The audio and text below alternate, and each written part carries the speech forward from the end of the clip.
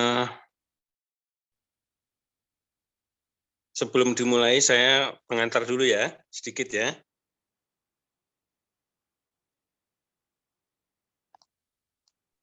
Baik, Bapak. Saya nggak tampilin video dulu ya, sebentar ya. Karena jaringan nanti suaranya terputus-putus. Gini, jadi mata kuliahnya ini kan topiknya kebijakan ya, kebijakan sistem kesehatan ya. Jadi kalau kita bicara kebijakan itu berarti kita harus melihat kalau di dalam dulu sistem kesehatan itu masuk di dalam Renstra, rencana strategik bidang kesehatan yang disusun oleh Menteri Kesehatan. Nah, saat presidennya Jokowi itu seluruh kementerian atau lembaga itu tidak menyusun Renstra. Jadi Renstranya hanya satu, yaitu rencana strategiknya Pak Jokowi. Ya. Nah, di level kementerian itu biasanya disebut rencana aksi. Ya. Rencana aksi kesehatan, bidang kesehatan, pembangunan bidang kesehatan. Nah,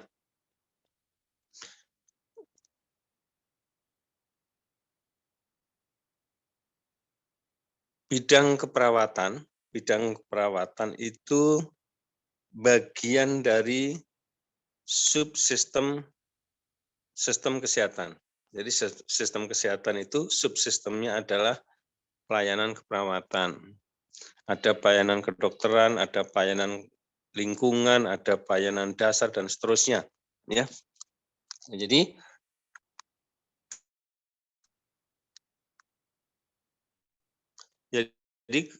pelayanan keperawatan atau sistem keperawatan itu, subsistem keperawatan itu bagian dari sistem pelayanan kesehatan.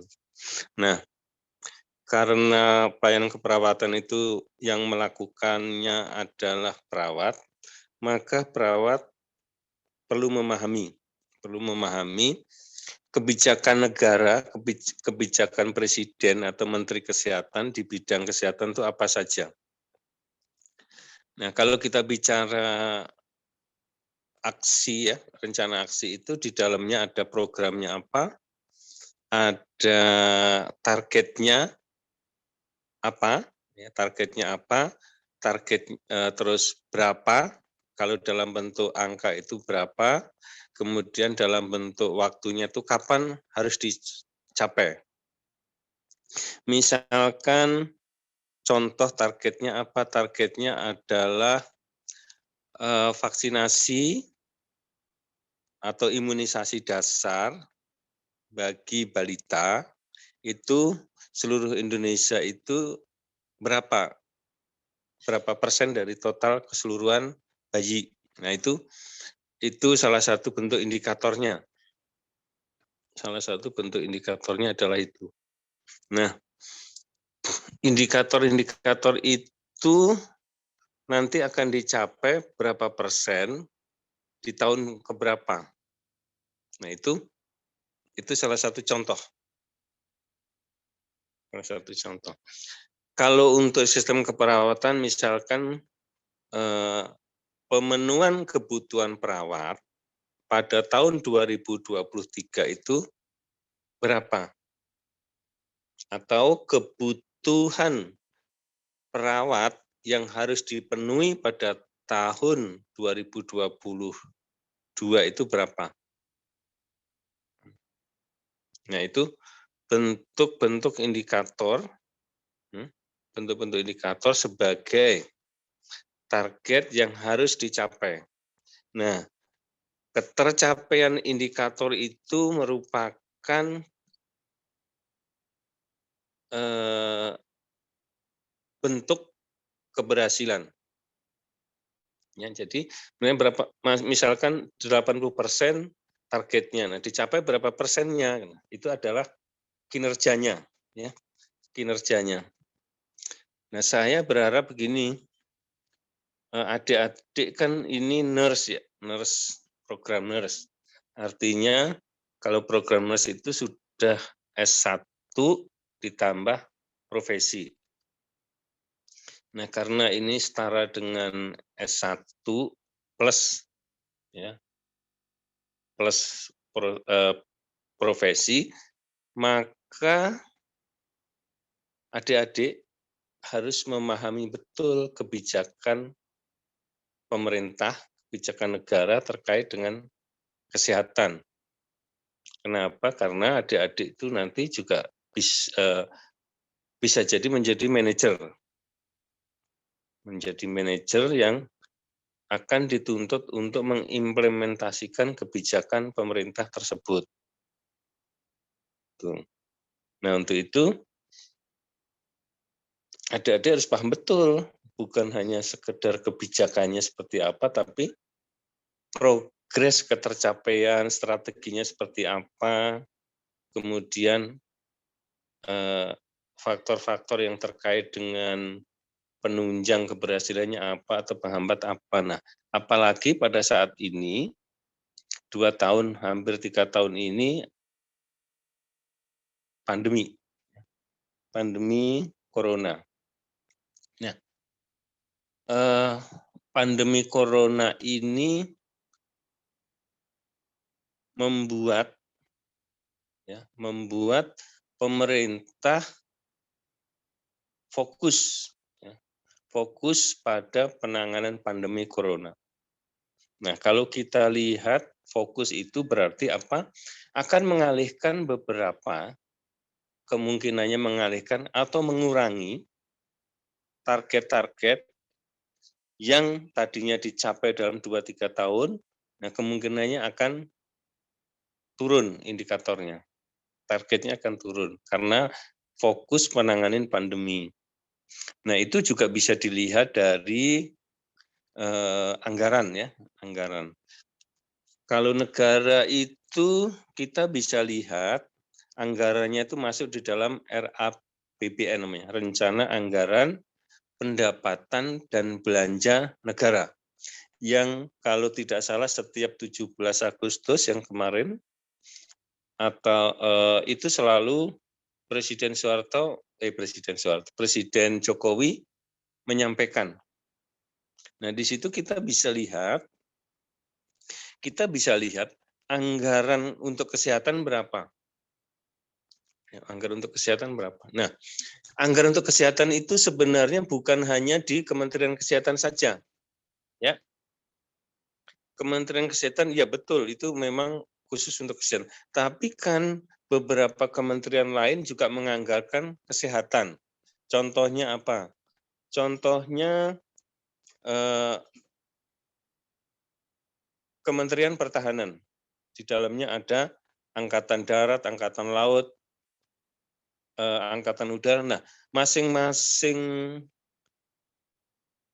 angkatan tersebut itu mempunyai rumah sakit.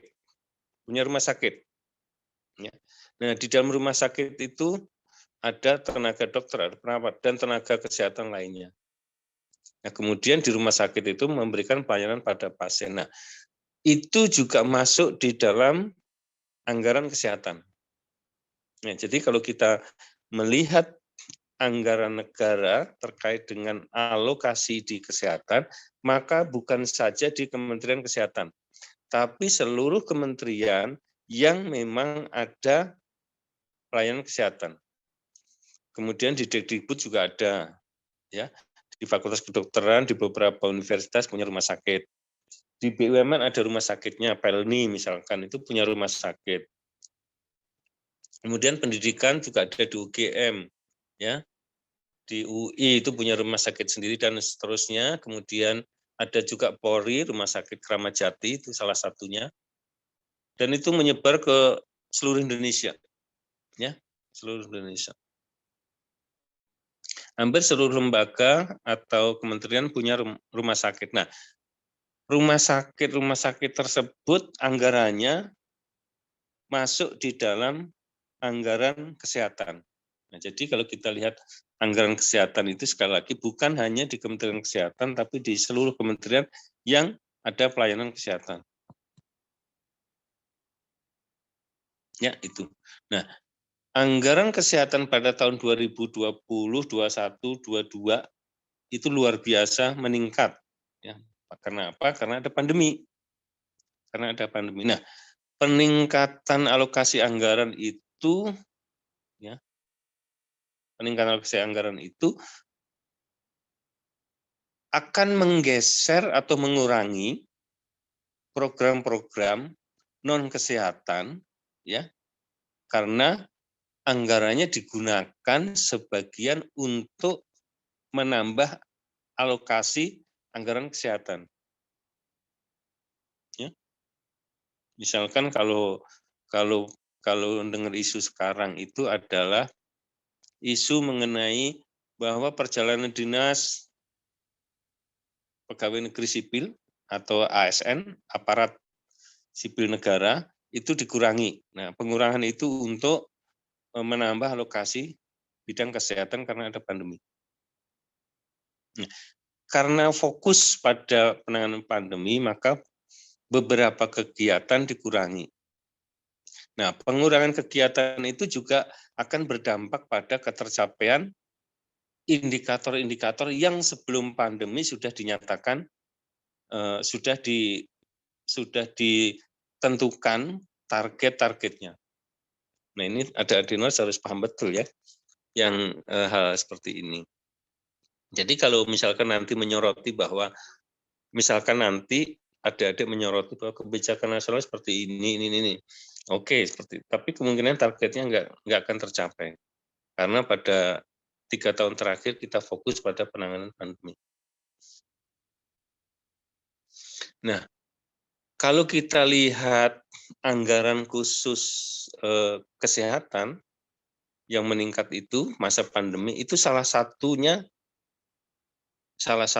adalah karena ada program pemberian insentif bagi tenaga kesehatan yang menangani COVID. Ya, yang menangani COVID itu baik di pusat, di pemerintah daerah maupun di swasta. Nah, itu salah satu contoh bahwa ada yang selama ini nggak pernah ada insentif terkait dengan penanganan COVID, maka setelah ada pandemi ada penanganan COVID. Nah, ini memberikan gambaran bahwa karena ada pandemi, ada penambahan anggaran, ada program baru dan seterusnya. Ini pengadaan masker, pengadaan rumah sakit darurat, seperti di Jakarta, karena kasusnya banyak pada waktu tahun 2020 dan 2021 sampai tahun 2022 itu masih ada rumah sakit lapangan namanya ya, istilahnya itu rumah sakit lapangan. Seperti di Wisma Atlet Kemayoran, itu yang disebut kalau itu rumah sakit darurat COVID ya. Nah, atau kalau di dalam literatur hukumnya itu disebut rumah sakit lapangan. Nah, kenapa ada rumah sakit lapangan? Karena rumah sakit yang ada tidak mampu menampung pasien-pasien COVID. Ya, tidak bisa menampung pasien-pasien COVID, maka didirikanlah rumah sakit lapangan di beberapa daerah, termasuk di Jakarta, untuk menampung pasien-pasien COVID yang memang tidak tertampung di rumah sakit. Nah, ini juga contoh lain bahwa penambahan anggaran, penambahan alokasi anggaran juga masuk ke situ, ya, adanya rumah sakit lapangan.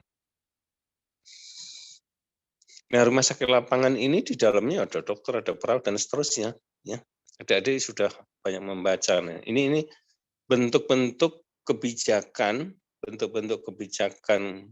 sistem kesehatan yang kemungkinannya dia akan mengikuti perkembangan kondisi, ya, perkembangan perubahan sistem kesehatan, ya. Itu pengantarnya dulu, nanti kita lanjutkan lagi ya. Baik, sekarang saya serahkan ke moderator untuk memimpin presentasi sekaligus diskusi ya. Silakan, saya serahkan ke moderator ya.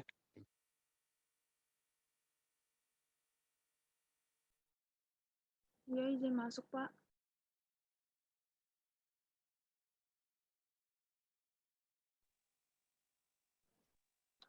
Assalamualaikum warahmatullahi wabarakatuh. Salam sejahtera bagi kita semua. Kepada yang terhormat Bapak Agus Sri Sukoco, SKP MKes, selaku dosen mata kuliah Kebijakan Kesehatan, juga kepada teman-teman sekalian yang hadir pada pagi hari ini. Sebelum memulai presentasi, perkenalkan nama saya Fauzia Yusinati selaku moderator yang akan memandu jalannya presentasi pada pagi hari ini.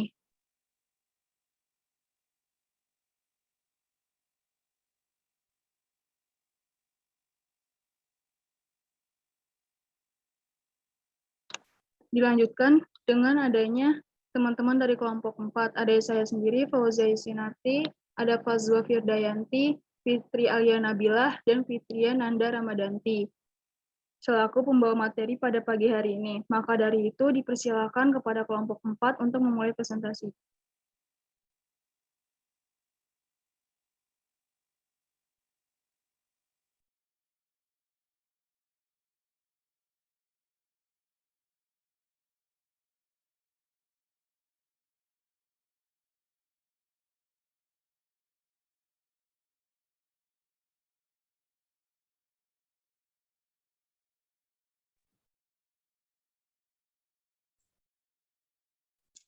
Sistem Kesehatan Nasional atau yang disingkat SKN adalah pengelolaan kesehatan yang diselenggarakan oleh semua komponen bangsa Indonesia secara terpadu dan saling mendukung guna menjamin tercapainya derajat kesehatan masyarakat yang setinggi-tingginya. SKN ini merupakan dokumen kebijakan pengelolaan kesehatan sebagai acuan dalam penyelenggaraan pembangunan kesehatan. Selanjutnya, SKN ini disusun dengan memperhatikan pendekatan revitalisasi pelayanan kesehatan dasar atau primary health care yang meliputi cakupan pelayanan kesehatan yang adil dan merata. Pemberian pelayanan kesehatan berkualitas yang berpihak kepada kepentingan dan harapan rakyat. Kebijakan kesehatan masyarakat untuk meningkatkan dan melindungi kesehatan masyarakat, kepemimpinan, serta profesionalisme dalam pembangunan kesehatan. Adapun regulasi sistem kesehatan nasional. Yang pertama, Perpres nomor 72 tahun 2012 atau Peraturan Presiden nomor 72 tahun 2012 tentang SKN. Komponen yang terdapat pada SKN ada 7, yakni upaya kesehatan, 2, penelitian dan pengembangan kesehatan, 3, pembiayaan kesehatan, 4, sumber daya manusia kesehatan, 5, sediaan farmasi, alat kesehatan, dan makanan, 6, manajemen informasi dan regulasi kesehatan, dan terakhir pemberdayaan masyarakat. Selanjutnya,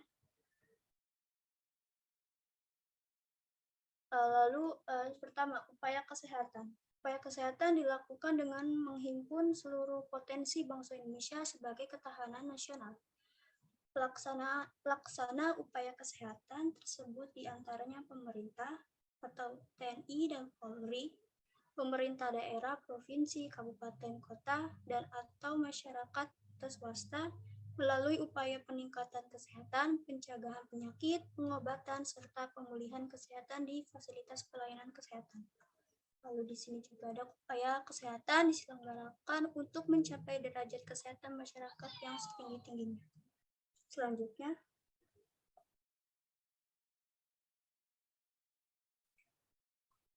2. Penelitian dan pengembangan kesehatan.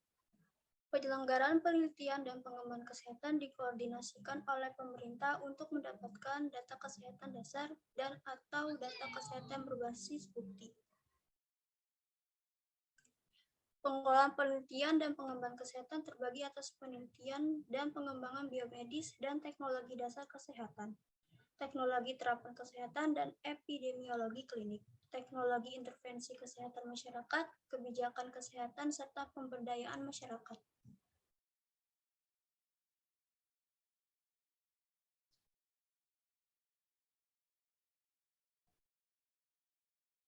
Selanjutnya, pembiayaan kesehatan.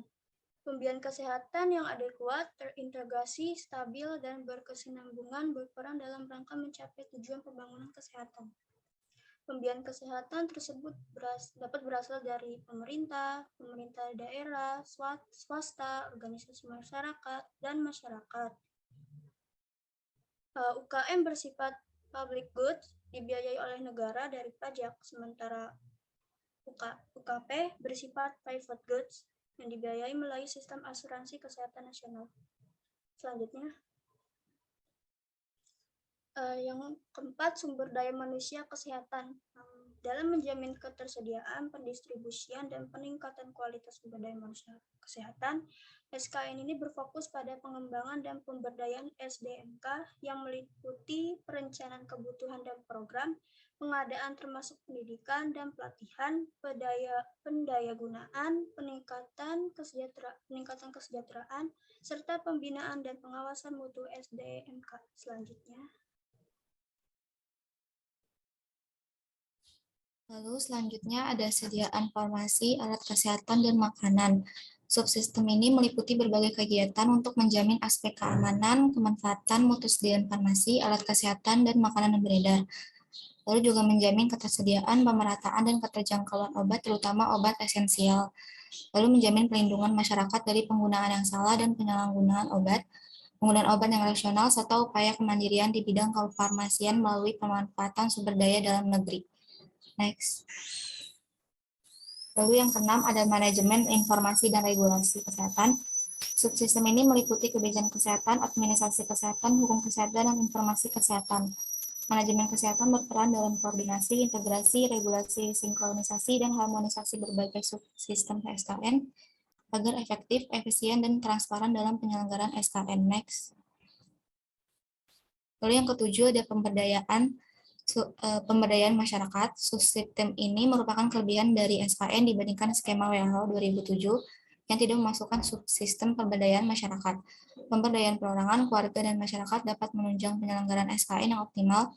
Masyarakat termasuk swasta merupakan subjek dan pelaku yang seharusnya mampu dan mau berperan dalam pembangunan kesehatan. Lalu regulasi sistem kesehatan nasional yang kedua ada Permenkes nomor 75 tahun 2019 penanggulangan krisis kesehatan. Yang ketiga, rencana pembangunan jangka menengah RPJMN 2020-2024. Next. Lalu ada arah dan kebijakan sistem kesehatan. Reformasi SKN ini disusun dengan memiliki 3 tujuan utama, yaitu yang pertama, meningkatkan kapasitas keamanan dan ketahanan kesehatan, health security and resilience. Ini mencakup sistem kesehatan mampu dengan efektif dan cepat melakukan fungsi prevent, detect, dan respon terhadap ancaman penyakit, termasuk penyakit emerging yang berpotensi menjadi epidemi maupun pandemi. Lalu juga sistem kesehatan harus dapat bekerja sama dengan sistem pembangunan lainnya, seperti penanggulangan bencana, perlindungan sosial, pendidikan, industri, transportasi, dan komunikasi. Lalu tujuan utama yang kedua, menjamin ketersediaan dan kemudahan akses supply side pelayanan kesehatan yang berkualitas di seluruh Indonesia. Ini mencakup sistem kesehatan mampu menjawab kebutuhan masyarakat mengenai pelayanan kesehatan yang berkualitas, baik pada masa kedaruratan kesehatan maupun kondisi normal. Lalu tujuan yang ketiga, meningkatkan peran serta masyarakat dalam memperkuat upaya promotif dan preventif, dengan upaya mempromosikan pembangunan berwawasan kesehatan dalam setiap aspek pembangunan kesehatan. Lalu juga masyarakat, akademi, swasta, yaitu perusahaan, provider pelayanan kesehatan, dan media, harus terlibat aktif dalam upaya pemerintahan dan preventif, serta bekerja sama dengan pemerintah dalam pembangunan kesehatan secara menyeluruh. Next. Lalu selanjutnya ada strategi sistem kesehatan nasional. Reformasi SKN dibagi atas 8 area strategis yang di samping ini, yang memberikan daya ungkit pembangunan kesehatan ke depan dengan pelayanan kesehatan dasar menjadi arus utama dalam ke-8 area tersebut. Next. Nah, ini area reformasi yang pertama itu yaitu pendidikan dan penempatan tenaga kesehatan. Tujuan area reformasi ini dengan meningkatkan jumlah lulusan tenaga kesehatan yang berkualitas, meningkatkan pemerataan distribusi tenaga kesehatan, lalu juga meningkatkan kompetensi tenaga kesehatan dan pengembangan sistem penghargaan. Strategi pelaksanaannya ini banyak, salah satunya ini meningkatkan kuota beasiswa untuk tenaga kesehatan, lalu juga memperluas afirmasi beasiswa bagi tenaga kesehatan yang berasal dari DTPK, Lalu membangun pembukaan prodi khusus atau ikatan dinas untuk jenis nakes langka. Lalu juga meningkatkan kapasitas dan pendampingan akreditasi program studi pendidikan tenaga kesehatan. Next. Area reformasi yang kedua, ada penguatan fasilitas kesehatan tingkat pertama. Tujuan area reformasi ini memperkuat fungsi pelayanan kesehatan dasar dan promotif preventif. Lalu yang kedua, ada memastikan bahwa FKTP memenuhi standar SARPRAS dan sumber daya manusia kesehatan. Strategi pelaksanaannya yang pertama, revisi regulasi untuk penguatan kelembagaan, tugas dan fungsi puskesmas sebagai pembina wilayah. Yang kedua, mengutamakan penguatan promotif preventif dan primary healthcare.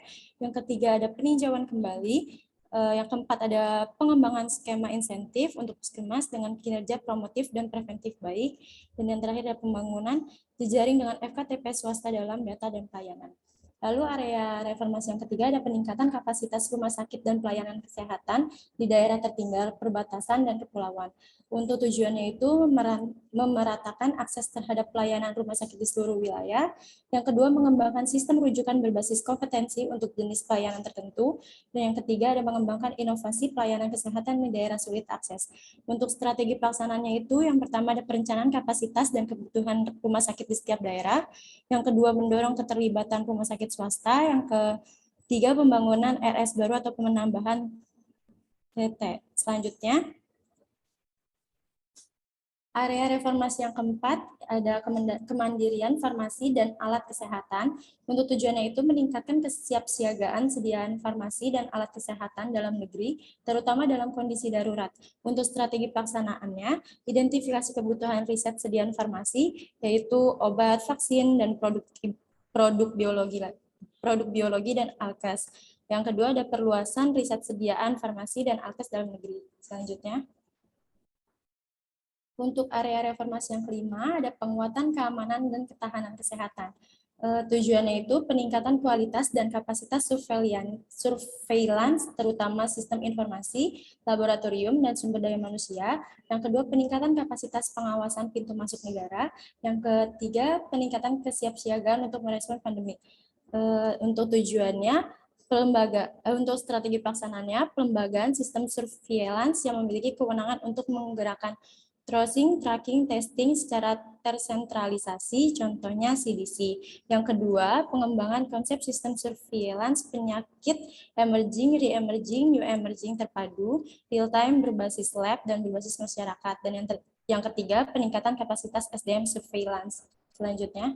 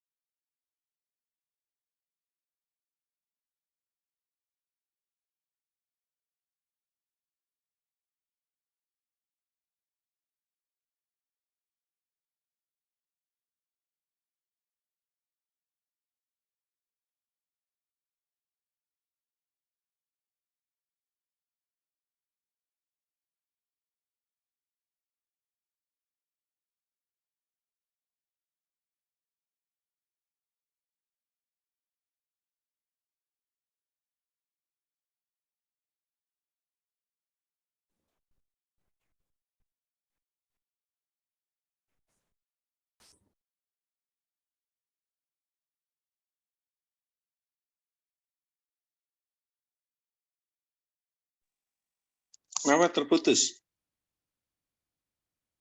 Jaringannya ya, jelek. Iya, Bapak. Tunggu sebentar ya, Pak. Oke.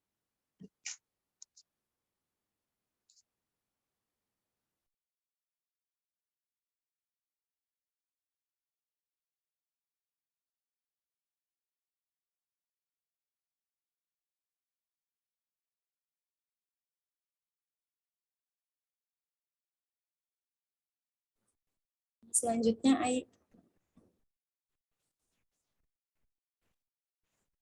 ya, ada area yang keenam. Yang keenam itu pengendalian penyakit dan perluasan imunisasi. Tujuannya itu memperluas antigen dan cakupan imunisasi. Lalu yang kedua ada inovasi perluasan penemuan kasus penyakit. Yang ketiga, mengembangkan inovasi pengobatan dan mekanisme kepatuhan pengobatan. Untuk strategi pelaksanaan yang pertama itu, penyusun skema imunisasi di daerah sulit akses pelayanan kesehatan. Lalu yang kedua ada pengembangan skema imunisasi dengan pihak swasta.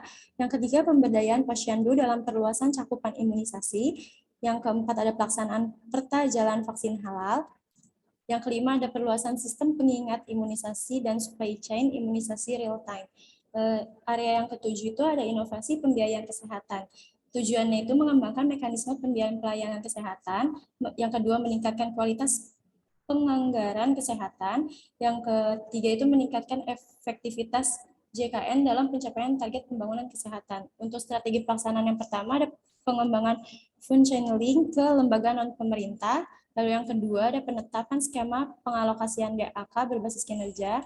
Dan yang ketiga ada review regulasi dan pengembangan skema pembiayaan UKM. Selanjutnya.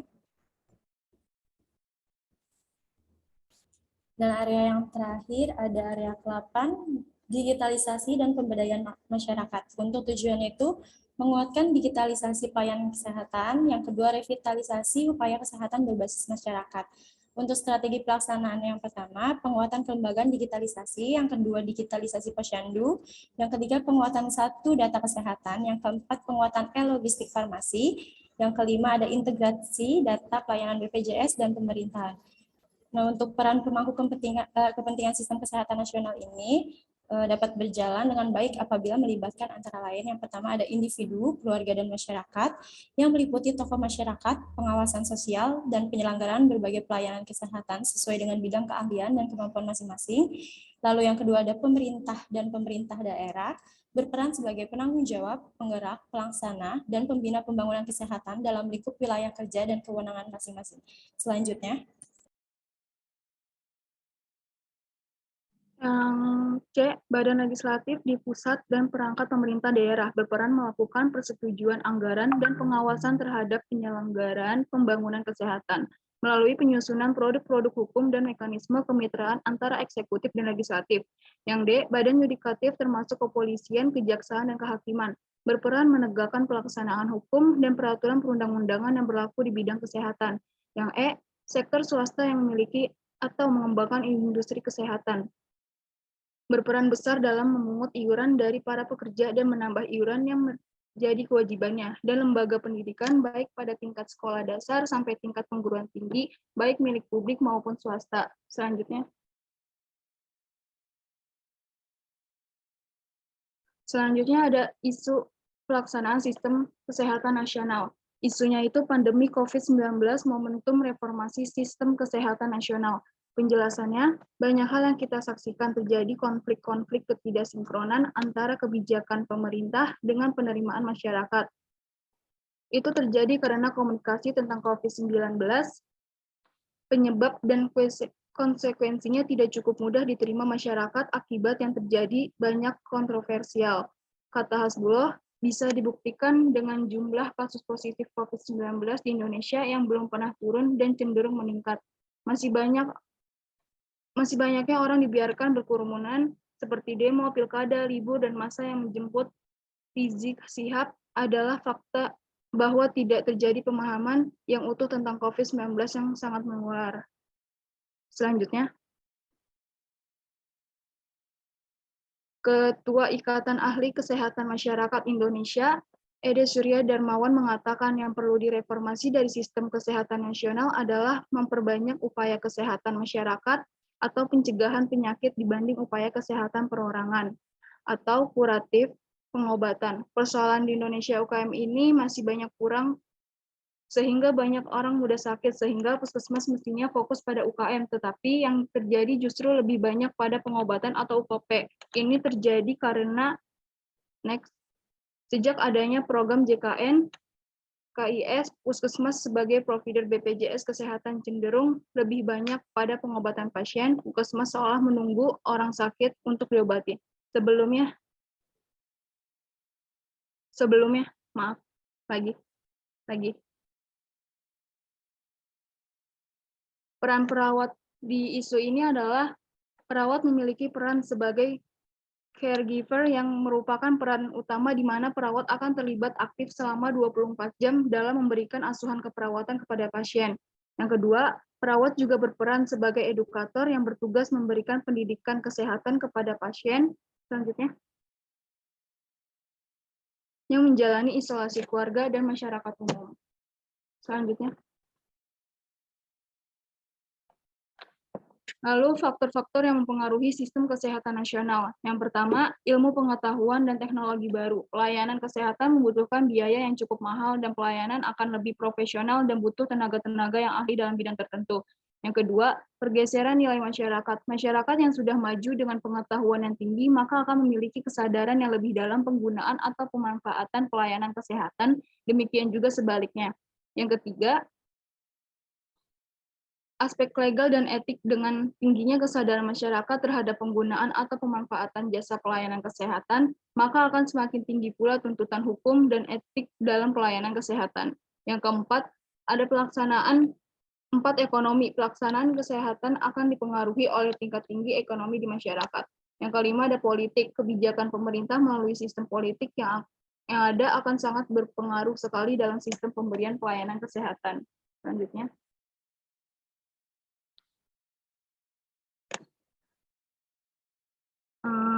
Selanjutnya dibuka sesi tanya jawab. Kepada yang ingin bertanya, dipersilakan raise hand terlebih dahulu.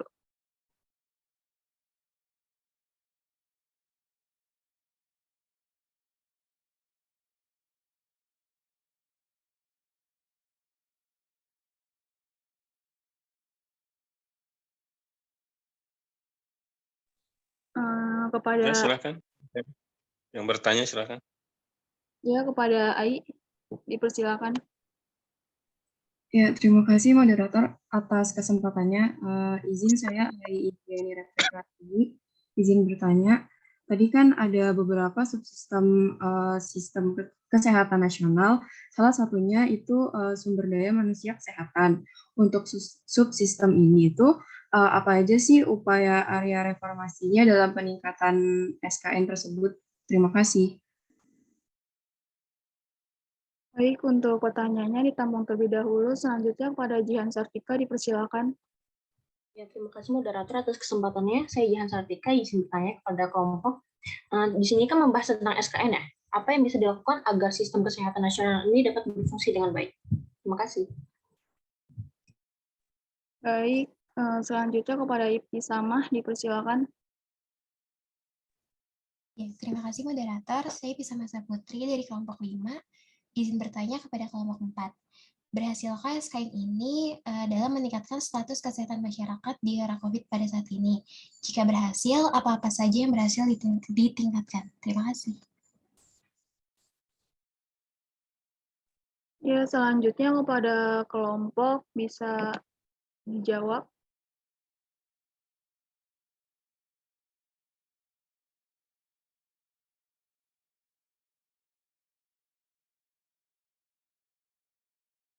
Izin masuk moderator. Izin menjawab pertanyaan dari Ai tadi. Ada beberapa subsistem SKN, salah satunya SDM kesehatan. Untuk subsistem SDM kesehatan ini, upaya area reformasinya apa saja dalam peningkatan SKN?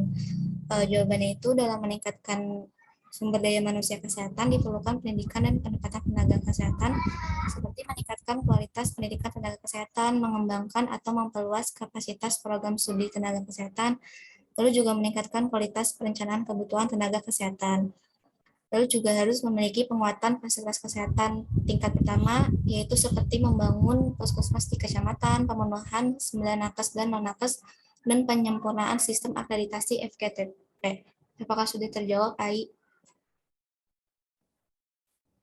Ya, sudah terjawab. Terima kasih, Fazla. Ya, sama-sama. Izin masuk moderator. Saya akan menjawab pertanyaan dari Ibtisamah. Pertanyaannya itu, berhasilkah SKN ini dalam meningkatkan status kesehatan masyarakat di era COVID saat ini? Jika iya, apa saja yang berhasil ditingkatkan? Ini dapat dibuktikan menurut artikel dari Sehat Negeriku, Kemenkeskom, kasus aktif COVID-19 kembali turun menyentuh angka 300 dari 500.000 jiwa. Lalu berjalannya program pemberian vaksin yang diberikan masyarakat. Vaksin dosis 1 yaitu sebanyak kurang lebih 192 juta jiwa. Kemudian ada vaksin kedua sebanyak 150 juta jiwa. Lalu vaksin ketiga yaitu sebanyak 13 juta jiwa.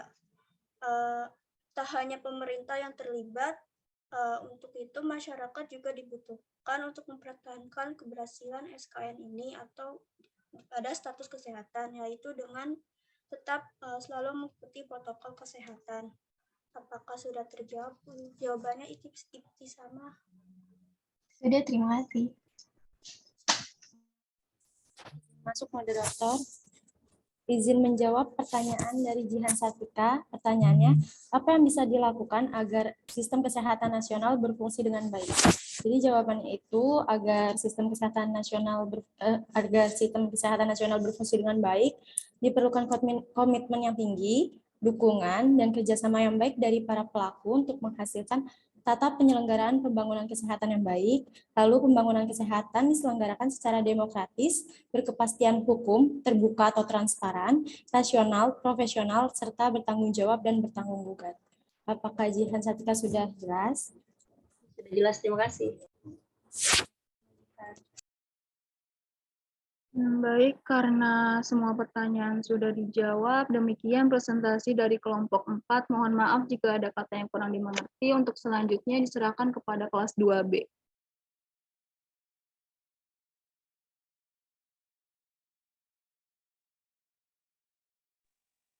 Baik, silakan lanjut ke kelompok 2B. Ya. Baik, Bapak. Assalamualaikum warahmatullahi wabarakatuh. Salam sejahtera untuk kita semua dan selamat pagi. Semoga selalu sehat untuk kita semua.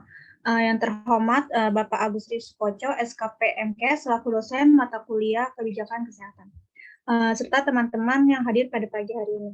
Sebelumnya, perkenalkan nama saya Aisyah Yuningrum selaku moderator yang akan memandu jalannya presentasi pada kesempatan kuliah pagi ini. Adapun pemateri yang akan melakukan presentasi adalah kelompok 4 dengan judul Implementasi Sistem Kesehatan Nasional dalam Masa Pandemi COVID-19. Sebelum memulai diskusi dan presentasi, akan saya perkenalkan nama anggota kelompok, yaitu ada saya sendiri, Aisyah Ayuningrum, lalu ada Amelia Pasaribu, Anissa Indah Puspitasari, serta Zahratania Prabasiwi. Diharapkan kepada teman-teman sekalian untuk menyimak jalannya presentasi dengan sesama. Lalu untuk kepada pemateri kelompok 4, dipersilakan untuk memulai presentasi.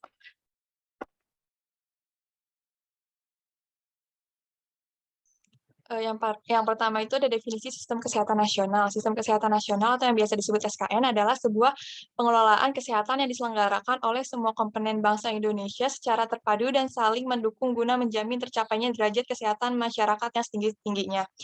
Perpres nomor 72 tentang sistem kesehatan nasional. Selanjutnya, sistem kesehatan nasional ini bertujuan untuk menghasilkan pelayanan kesehatan yang bermutu, berkeadilan, dan dapat memenuhi kebutuhan masyarakat termasuk kelompok marginal dan yang memiliki resiko tinggi masalah kesehatan. Yang selanjutnya itu ada kebijakan program pemerintah dalam mengatasi pandemi COVID-19. Berbagai kebijakan pemerintah untuk mencegah penyebaran penularan virus COVID-19 agar tidak menyebar luas di dalam masyarakat yang telah diimplementasi selama masa penularan wabah COVID-19 adalah sebagai berikut. Yang pertama ada kebijakan berdiam diri di rumah, stay at home. Yang kedua ada kebijakan pembatasan sosial, social distancing. Yang ketiga ada kebijakan pembatasan fisik, physical distancing. Yang keempat ada kebijakan penggunaan alat pelindung diri, yaitu ada masker. Yang kelima, kebijakan menjaga kebersihan diri, cuci tangan. Yang keenam, kebijakan bekerja dan belajar di rumah, study from home. Yang ketujuh ada kebijakan menunda semua kegiatan yang mengumpulkan orang banyak.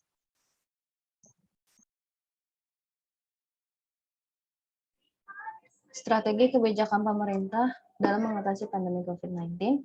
Yang pertama ada PSBB atau pembatasan sosial skala besar.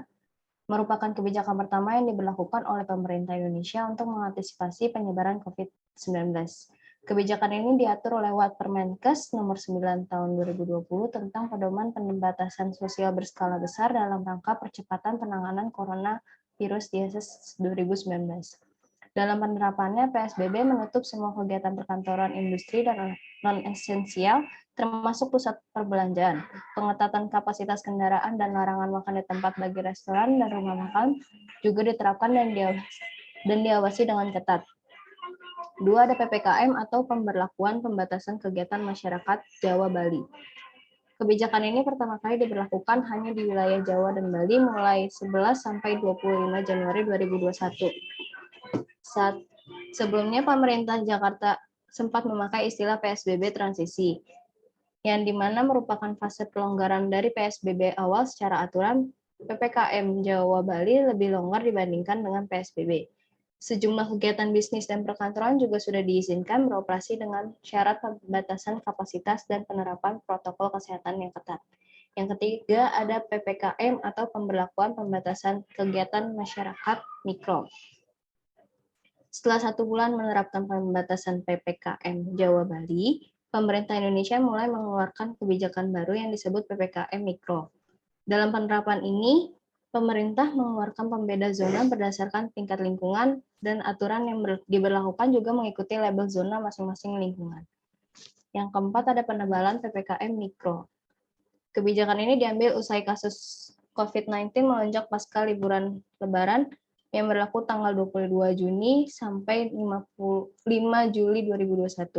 Kebijakan ini meliputi dine-in maksimal 25% kapasitas, WFH maksimal 25% bagi kantor di zona merah, serta larangan operasi tempat ibadah dan sekolah tatap muka di zona merah. Yang kelima ada PPKM, pemberlakuan pembatasan kegiatan masyarakat. Darurat kebijakan pemerintah Indonesia untuk mengatasi COVID-19 adalah PPKM darurat pasca liburan Hari Raya Idul Fitri dan ditemukannya virus varian baru yaitu Delta. Presiden Joko Widodo mengumumkan penerapan aturan baru yaitu PPKM darurat yang lebih diklaim lebih ketat dibandingkan PSBB dan PPKM mikro. Yang keenam ada PPKM level. Menurut juru bicara vaksin COVID-19, Kementerian Kesehatan Dr. Siti Nadia Tarmizi menjelaskan tingkat level yang disematkan pada suatu daerah akan menggambarkan kecukupan kapasitas respons sistem kesehatan seperti kapasitas testing, tracing, dan treatment relatif terhadap transmisi penularan virus di wilayah tersebut. Pada level 1, biasanya digunakan pada angka kasus konfirmasi positif COVID-19 yang kurang dari 20 orang per 100.000 penduduk per minggunya. Level 2, angka kasus konfirmasi positifnya antara 20 dan kurang dari 50 orang per 100.000 penduduk per minggunya. Level 3, menunjukkan suatu daerah yang memiliki angka kasus konfirmasi positif COVID-19 antara 50 sampai 100 orang per 100.000 penduduk per minggunya. Yang keempat ada level 4 yang menandakan suatu daerah yang memiliki angka kasus positif COVID-19 yang lebih dari 150 orang per 100.000 penduduk per minggunya.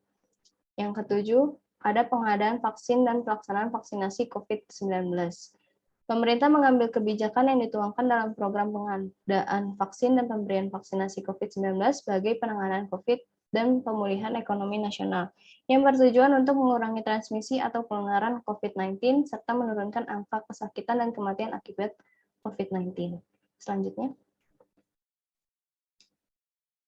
capaian pemerintah dalam mengatasi pandemi COVID-19 itu dalam penanganan pandemi, Indonesia melakukan pengendalian secara berlapis dan memberikan hasil yang luar biasa, terutama dalam menekan kasus COVID-19 nasional. Terlepas dari pencapaian yang sangat baik ini, Indonesia dipercaya bahwa COVID-19 tidak akan sempurna dalam waktu singkat. Mengingat negara lain masih berjuang menekan laju penularan. Hal ini melalui pengendalian dengan kebijakan PPKM yang dinamis sesuai data dan fakta di lapangan. Kebijakan PPKM terus diperbarui dan saat ini dengan instruksi Kementerian Dalam Negeri nomor 45 tahun 2021, Adanya peta jalan tidak hanya dibuat untuk menekan penularan COVID-19, tetapi juga mendorong produktivitas masyarakat yang terkendali. Fokus pemerintah dalam kedepannya mengurangi angka kematian hingga 2% dan kasus kurang dari 100.000 kasus dan angka kasus positif kurang dari 5%.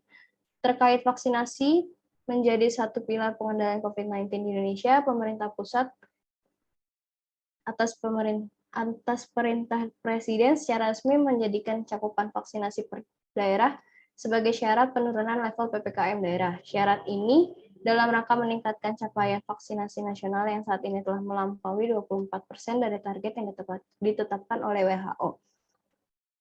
Indonesia juga berperan dalam perumusan deklarasi antar negara-negara anggota G20 dan berbagai badan internasional yang seperti WHO, UNICEF, Bank Dunia, dan Gavi. Deklarasi ini menyatakan bahwa Indonesia merupakan negara yang berkomitmen untuk melakukan upaya pemulihan pasca pandemi COVID-19. Selanjutnya. Baik, lalu yang berikutnya di sini ada peran perawat dalam mengatasi pandemi COVID-19. Peran perawat atau tenaga medis lainnya di mata masyarakat dan dunia sangatlah penting. Tenaga medis memiliki peran sebagai garda terdepan dalam pertarungan melawan pandemi ini, yaitu peran pertamanya adalah mengedukasi. Tenaga medis berperan dalam mengedukasi pasien, keluarga pasien, dan masyarakat sekitar mengenai coronavirus agar mereka tidak mendapat informasi yang salah dan dapat berpikir untuk mengambil keputusan yang tepat di tengah pandemi. Lalu yang kedua adalah menenangkan pasien. Tenaga medis juga berperan dalam menenangkan pasien, karena saat pasien takut dan gelisah, maka hal itu akan memperburuk kondisi mereka. Hal yang berikutnya membantu dalam proses pemulihan pasien. Selain itu, tenaga medis juga berperan membantu pemulihan pasien itu sendiri agar daya tahan tubuh pasien pun membaik. Maka tenaga medis wajib mengabdikan dirinya dalam bidang kesehatan.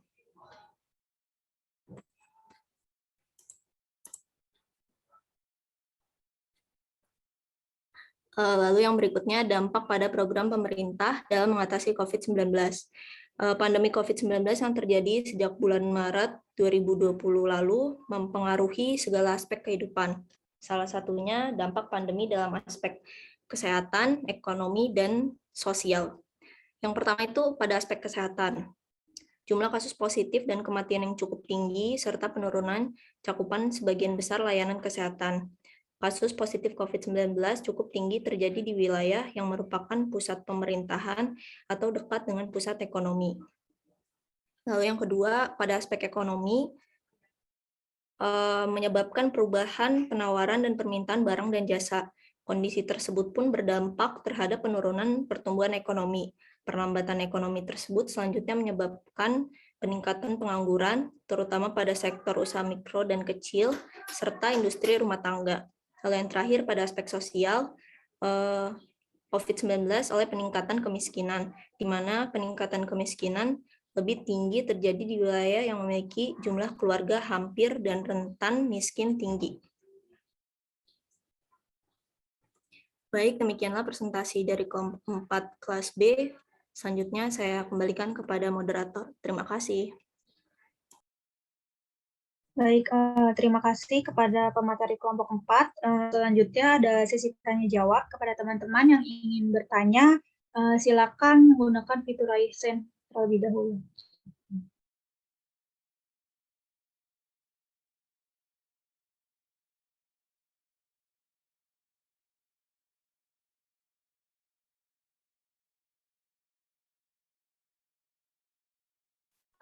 Kepada Atika, dipersilakan.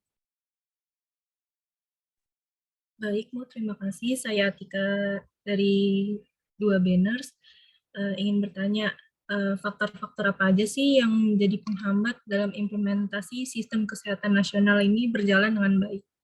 Terima kasih.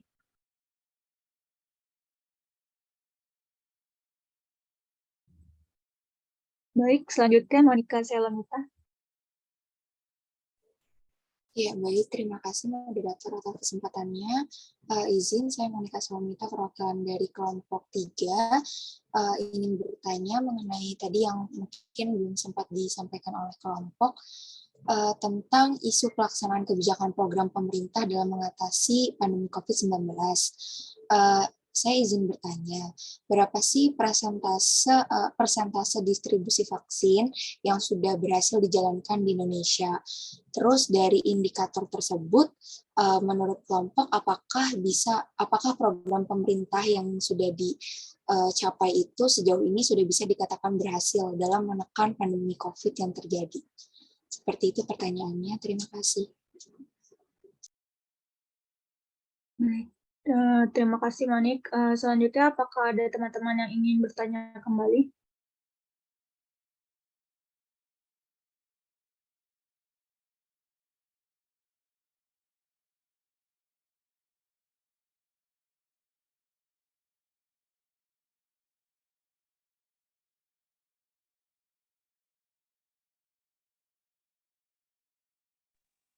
Lanjut, silakan dijawab. Baik, jika tidak ada, kepada teman-teman penyaji materi bisa dijawab pertanyaan dari teman-teman yang bertanya.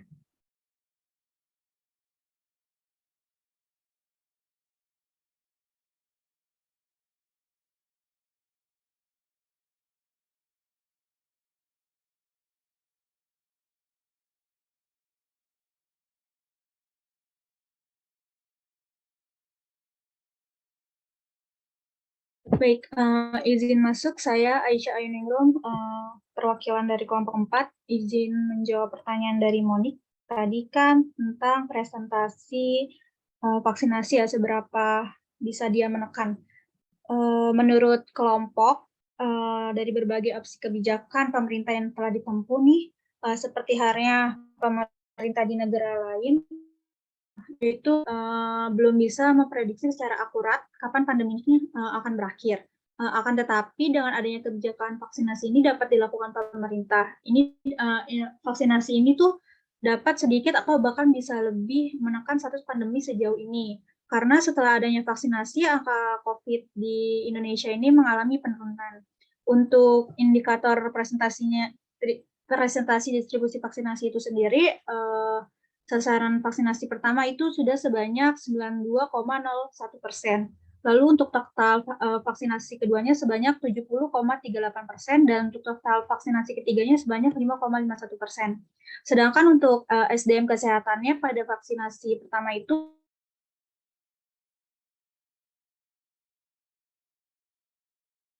jika dijumlahkan seluruh sama vaksinasi keduanya sebanyak 131,82%.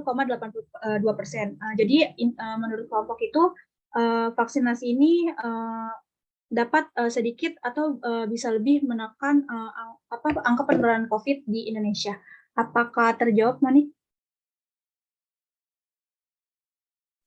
Iya, izin cukup terjawab, Aisyah. Terima kasih atas jawabannya. Baik, sama-sama. Selanjutnya, kelompok bisa menjawab pertanyaan yang pertama, yaitu pertanyaan Atika. Kepada kelompok bisa silakan untuk dijawab. Baik, izin masuk moderator. Izin menjawab pertanyaan dari Atika, yaitu pertanyaannya faktor-faktor apa saja yang menjadi penghambat sistem kesehatan nasional berjalan dengan baik. Baik, banyak sekali kendalanya itu ya. Faktor-faktornya yang pertama itu konektivitas. Kendala konektivitas menjadi penyebab utama sistem kesehatan digital atau e-health di Indonesia tidak berkembang, terutama di daerah-daerah terpencil yang seharusnya butuh akses kesehatan yang sama dengan masyarakat kota. Bila konektivitas sudah merata di seluruh Indonesia, maka bisa dipastikan masyarakat bisa mendapat akses kesehatan yang baik karena bisa berkonsultasi dengan dokter meski berjauhan. Selain itu, biayanya pun terjangkau lebih murah. Lalu yang kedua itu kejelasan regulasi. Menurut sebuah survei dari Deloitte Indonesia, Bahar dan Chapter sebesar 15,6% pengguna masih merasa tidak puas dengan adanya layanan kesehatan digital. Ketidakpuasan ini terjadi karena pengguna mengkhawatirkan keamanan data yang diinput ke dalam layanan kesehatan digital tersebut. Lalu yang ketiga itu ada bonus demografi. Bonus demografi ini menjadi kekuatan untuk Indonesia bersaing di kancah global. Sayangnya, bonus demografi ini tidak dibarengi dengan pelayanan kesehatan yang baik. Anak muda dan masyarakat yang dianggap mampu memajukan Indonesia justru jadi tak terlindungi karena tidak ada pelayanan kesehatan yang baik. Lalu yang keempat itu negara kepulauan. Kenapa negara kepulauan? Karena distribusi pangan dan distribusi kesehatan banyak terkendala karena tidak bisa ditempuh hanya dengan jalur darat. Lalu yang kelima itu ada pelayanan rendah. Tingkat pelayanan rumah sakit di Indonesia relatif rendah. Ini tercermin dari kendala masyarakat dalam mendapatkan layanan kesehatan di beberapa rumah sakit. Lalu yang terakhir itu ada teknologi tidak dimanfaatkan secara baik. Teknologi yang ada tadi dimanfaatkan dengan baik untuk proses pelayanan kesehatan itu sendiri. Apakah cukup terjawab, Atika?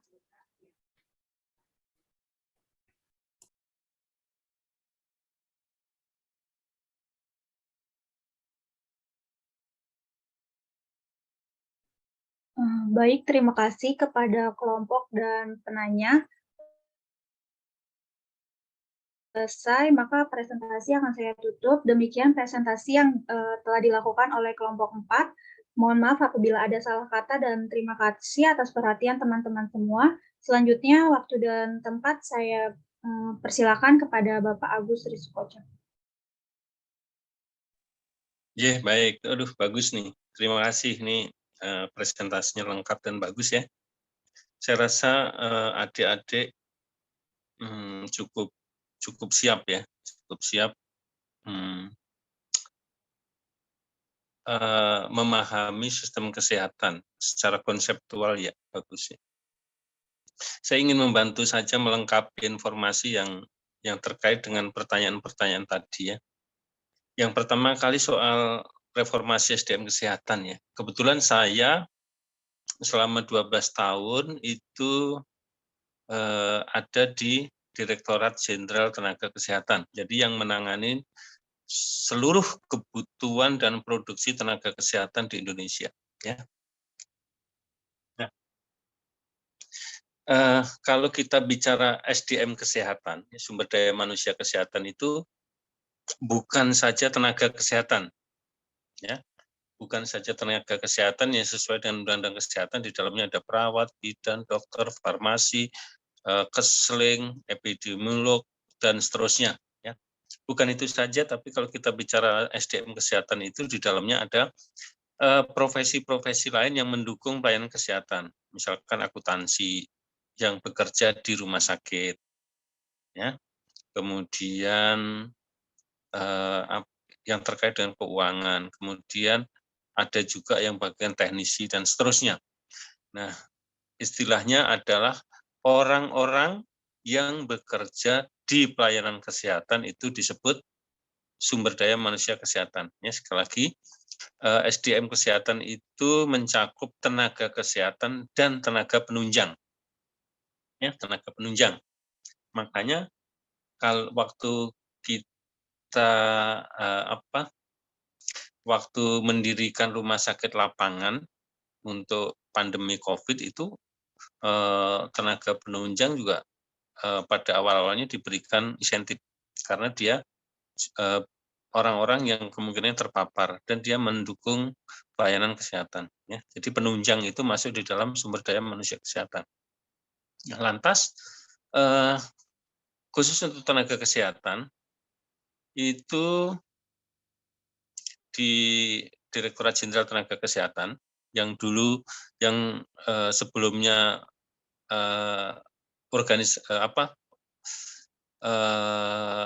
organisasinya adalah Badan PPSDM, Badan Pengembangan dan Pemberdayaan SDM Kesehatan, berubah menjadi Direktorat Jenderal Tenaga Kesehatan, ya, berubah pada tahun 2022.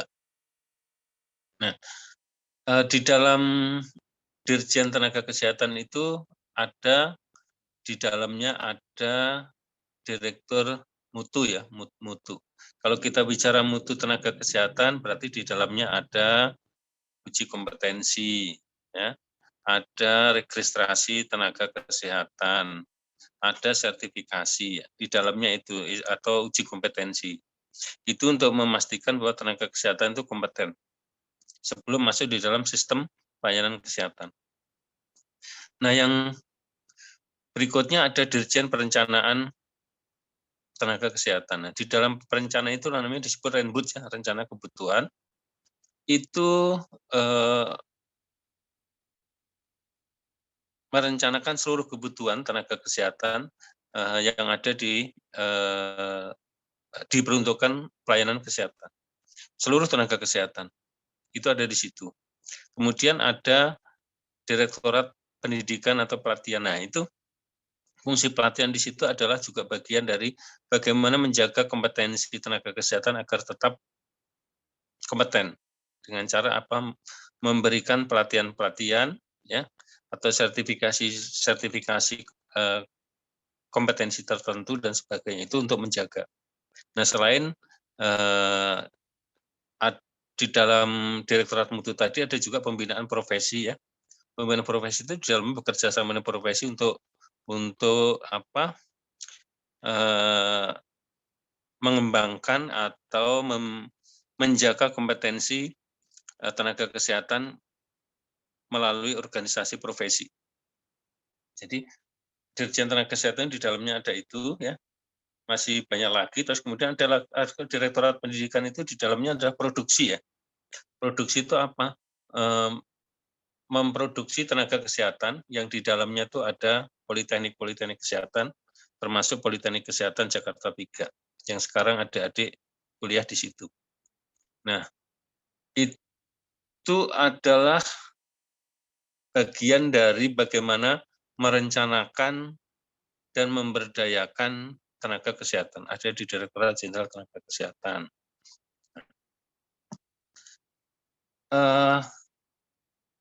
Kemudian pertanyaan kedua terkait dengan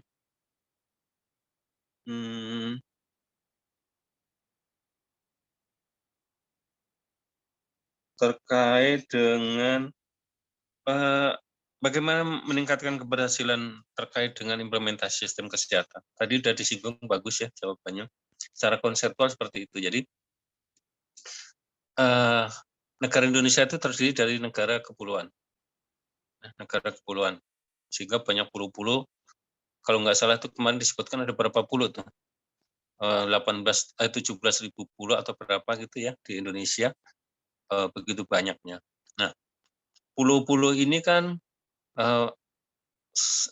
banyak pulau yang tadi interkoneksitasnya itu masih minim ya, sehingga distribusi tenaga kesehatan, distribusi fasilitas kesehatan masih kurang, sehingga itu bagian dari hambatan pelayanan kesehatan. Saya setuju itu memang seperti itu. Maka beberapa program pemberdayaan penempatan tenaga kesehatan itu merujuk pada masalah-masalah tersebut. Ya, misalkan pada daerah terpencil, kepulauan, tertinggal, perbatasan. Nah, itu menjadi prioritas distribusi tenaga kesehatan. Nah, isu-isu tenaga kesehatan itu sebenarnya satu adalah pemerataan. Pemerataan artinya apa? Seluruh tenaga kesehatan sesuai dengan standar-standar pelayanan kesehatan. Misalkan kalau rumah sakit tipe D, misalkan itu harus ada 5 spesialis besar, misalkan kebidanan, anak, bedah, terus anestesi, bedah anak, anestesi, kebidanan, terus penyakit dalam. Nah, itu minimal itu ada. Nah, puskesmas juga begitu, puskesmas harus ada 1 dokter dan sebagainya. Nah, sehingga isu pemerataan itu menjadi prioritas penempatan tenaga kesehatan. Nah, memang banyak fasilitas kesehatan, khususnya puskesmas, itu belum memenuhi standar. Nah, sehingga pemerintah, Kementerian Kesehatan melalui Dirjen Tenaga Kesehatan ada program memenuhi kebutuhan tersebut. Programnya antara lain 1, Nusantara Sehat. Nusantara Sehat itu ada 2 cara, kelompok dan individu. Nah, nanti adik-adik boleh mengikuti Nusantara Sehat. Sampai sekarang masih ada. Itu menempatkan tenaga kesehatan di puskesmas atau di rumah sakit yang memang tenaga kesehatan kurang ada. Belum sesuai dengan standar. Misalkan di puskesmas belum ada dokter, tenaga gizi, perawat, bidan masih kurang. Nah, itu melalui Nusantara Sehat kelompok tadi. Nah, ada juga Nusantara individu. Individu itu misalkan hanya satu-satu. Misalkan puskesmas kurang dokter, ya udah kurang satu dokter kita kasih dokter. Oh, puskesmas A kurang satu perawat kita kasih. Nah, itu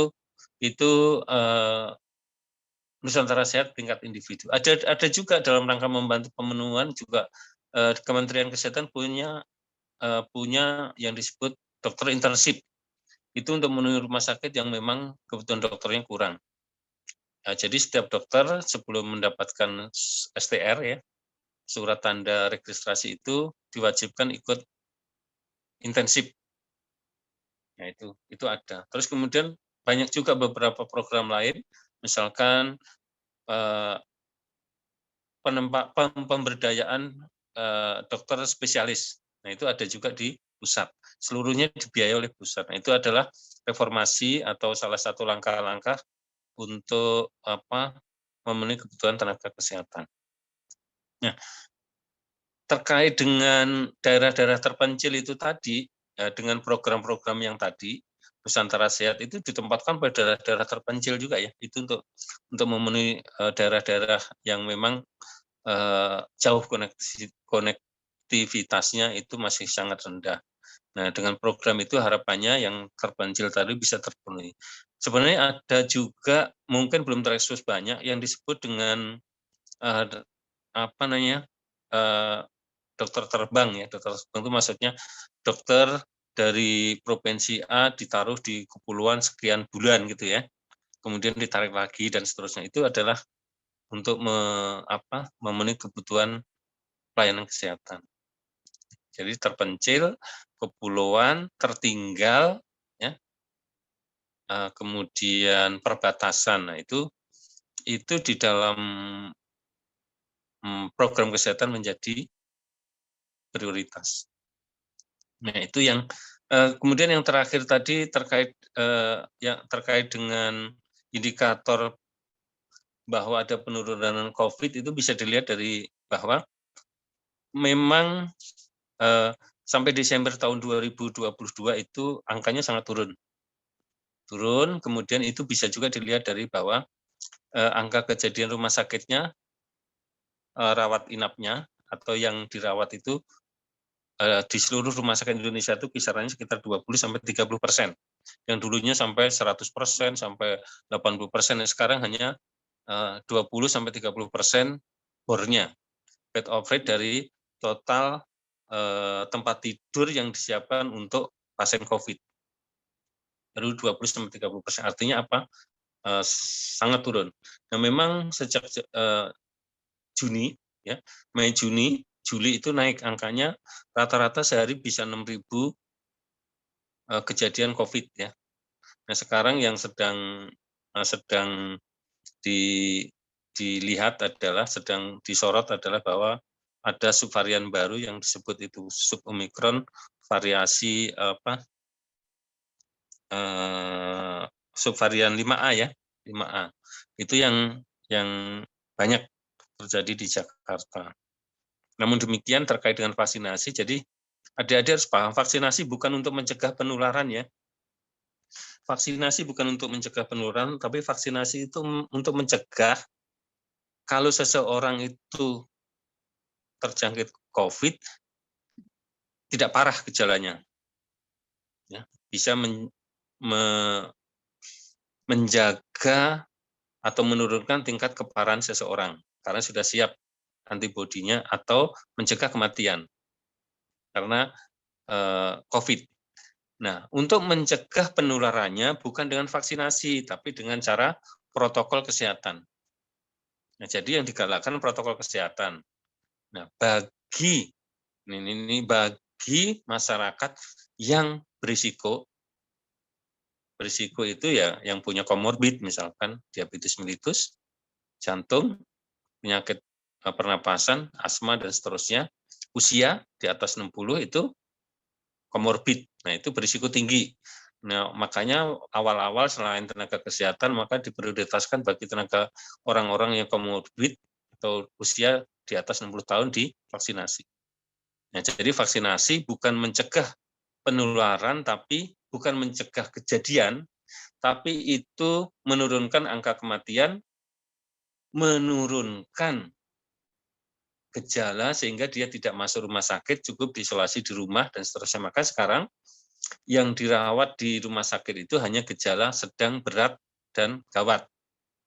Nah, kalau dia tidak memenuhi 3 itu, meskipun dia dinyatakan COVID, tapi dia cukup diisolasi di rumah atau di isolasi sentral, ya.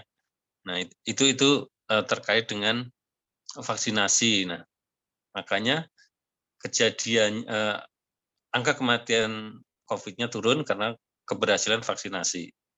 Kemudian angka penularannya, kejadian penularannya juga turun karena keberhasilan protokol kesehatan. Nah, makanya pemerintah mendorong dua-duanya. Vaksinasi harus berhasil untuk mencegah kematian dan mengurangi orang masuk rumah sakit. Yang kedua, protokol kesehatan harus dijalankan dengan baik untuk mencegah penyebaran COVID. Nah, tadi saya setuju disinggung bahwa kalau vaksinasinya tidak berhasil, maka angka kejadian COVID dengan gejala sedang, berat, dan gawat akan tinggi. Nah, kalau tinggi, maka banyak yang masuk di rumah sakit. Nah, kalau banyak masuk di rumah sakit, maka biaya pengobatannya akan lebih tinggi dibanding dia diisolasi, ya, dengan gejala ringan. Nah, ini memang logis. Nah, itu kesimpulan saya. Sekali lagi adik-adik sudah bagus substansinya dan saya rasa memahami. Nah, bagi adik-adik yang tidak presentasi, tidak menjawab maupun tidak bertanya, mohon itu dipelajari, ya. Mudah-mudahan mengikuti dengan baik, karena biasanya yang presentasi belajarnya banyak, yang menjawab banyak membacanya, yang bertanya juga pasti memperhatikan. Nah, yang di luar itu, ya saya berharap bisa membaca, memahami, karena ini penting bagi adik-adik sebagai tenaga kesehatan, ya, yang mempunyai tugas mengimplementasikan kebijakan pemerintah. Nah, itu kira-kira. Terima kasih. Sekali lagi plus buat adik-adik kelompok 4, ya, 2A dan 2B.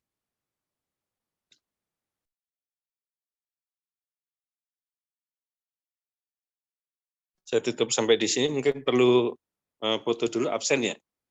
Absensinya Iya, Bapak, izin untuk mendokumentasikan terlebih dahulu, Bapak.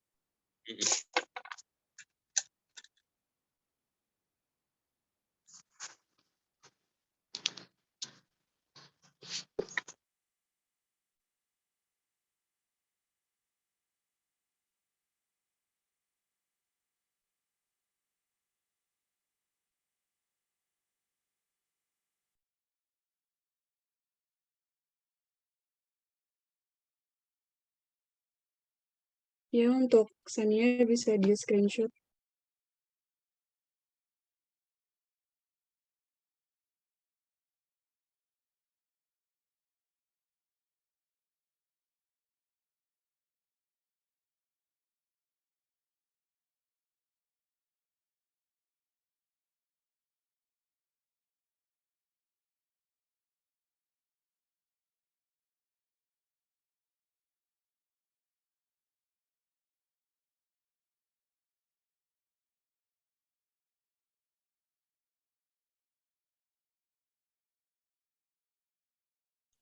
Udah? Baik, udah Bapak. Sekarang tinggal yang B. Yang B, coba. Untuk 2B tolong raise hand dan on cam, ya.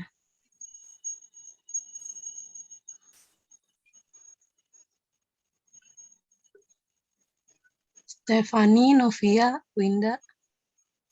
Link absensinya nanti di-share ya di grup, ya. Oke, udah, ya. Oke, terima kasih. Belum, Bapak, kelas B masih belum, Bapak. Oh, belum.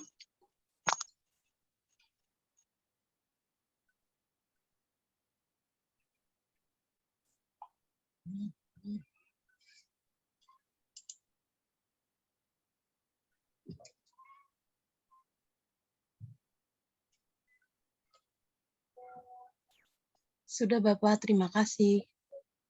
Sekali lagi nanti di-share ya. Terima kasih. Iya, Bapak. Saya leave, terus jangan lupa absensinya ya. Baik, terima kasih. Saya tutup dengan Assalamualaikum warahmatullahi wabarakatuh.